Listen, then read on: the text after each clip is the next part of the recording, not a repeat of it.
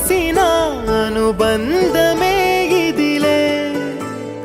వయసు మీరిన పాసమే ఒక కావ్యమైనదిలే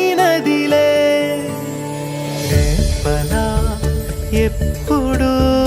కంటి పాపగ కాచులే రేపునా మాపునా చంటి పా